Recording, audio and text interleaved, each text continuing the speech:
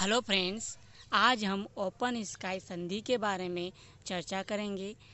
Open sky संधि क्या है और इससे अमेरिका क्यों अलग हुआ। यदि आपने हमारे चैनल को सब्सक्राइब नहीं किया है तो सब्सक्राइब जरूर कर दें और करंट अफेयर्स और जीके क्विज के लिए हमारे चैनल के लिए सब्सक्राइब करें और बेल आइकन दबाना ना भूलें। आखिर ओपन स्काई संधि क्या है।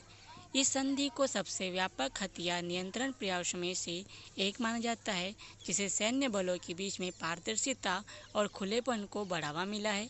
अमेरिका के राष्ट्रपति डोनाल्ड ट्रंप ने हाल ही में घोषणा की है कि अमेरिका ओपन स्काई संधि से अलग हो रहा है। इस संधि के तहत रूस सहित 34 देशों को अपने विमान एक दूसरे के क्षेत्र में उड़ाने की अनुमति होती है। ओपन स्काई संधि के तहत क्या होता है, जो देश शामिल होते हैं उन देशों में विमान को उड़ाने की अनुमति होती है। अमेरिका इस समझौते से अलग हो चुका है। हालांकि यह पहला समझौता नहीं है। इससे पहले पेरिस समझौते और ईरान परमाणु समझौते जैसे महत्वपूर्ण समझौतों से भी अमेरिका ने अपने हाथ पीछे कर लिए हैं। आखिर क्या है ये संधि, इसके बारे में चर्चा करते हैं। ओपन स्काईज को लेकर होने वाली इस संधि पर वर्ष 2002 में हस्ताक्षर किए गए थे। इस संधि में शामिल सदस्य देशों के लिए एक हवाई निगरानी प्रणाली की स्थापना की गई थी। इसमें कुल 34 देशों ने इस संधि पर हस्ताक्षर किए थे। अमेरिका और रूस ने भी संधि पर अपने हस्ताक्षर किए थे। ओएसटी का उद्देश्य क्या होता है। ओपन स्काई ट्रीटी का उद्देश्य सदस्यों में आपसी खुलेपन के माध्यम से विश्वास पैदा करना और इस प्रकार आकस्मिक युद्ध की संभावना को कम करना।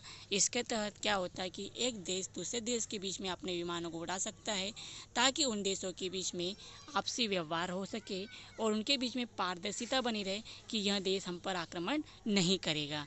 यह इस संधि का उद्देश्य था। सैन्य गतिविधियों, सैन्य अभ्यास और मिसाइल तैनाती पर एकत्रित जानकारी को भी सभी सदस्य राज्यों के साथ साझा किया जाना है। निगरानी उड़ानों पर केवल अनुमोदित इमेजिंग उपकरण की अनुमति है और मेजबान राज्यों के अधिकारी भी योजनाबद्ध यात्रा के दौरान बोर्ड पर रह सकते हैं।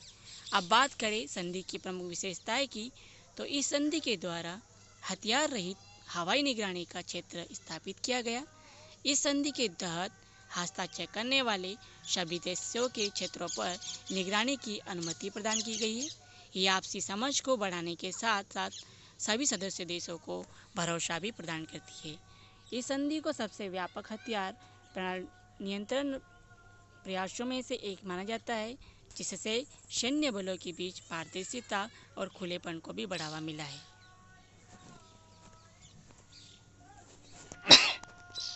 यह मामला क्या है, आखिर क्यों अमेरिका रूस से अलग हुआ है, इस संधि से अलग क्यों हुआ है। अमेरिका के राष्ट्रपति ने इस संधि से अलग होने की घोषणा करते हुए रूस पर यह आरोप लगाया है कि रूस ने संधि में अपनी जिम्मेदारियों का पालन नहीं किया है।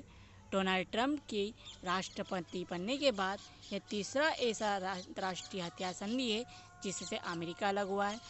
इससे पहले अमेरिका ईरान परमाणु समझौता और पेरिस जैसे समझौतों से भी अलग हो चुका है।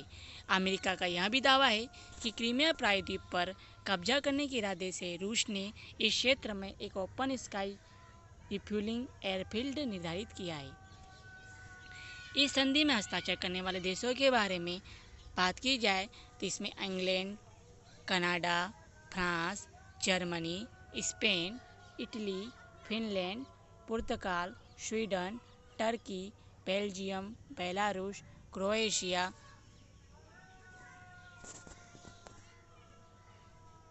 बुल्गारिया, बोस्निया हर्जेगोविना, चेक रिपब्लिक, एस्टोनिया, डेनमार्क, जॉर्जिया, रूस, आइसलैंड, हंगरी, स्लोवाकिया, यूक्रेन और स्लोवानिया जैसे देश इसमें शामिल है।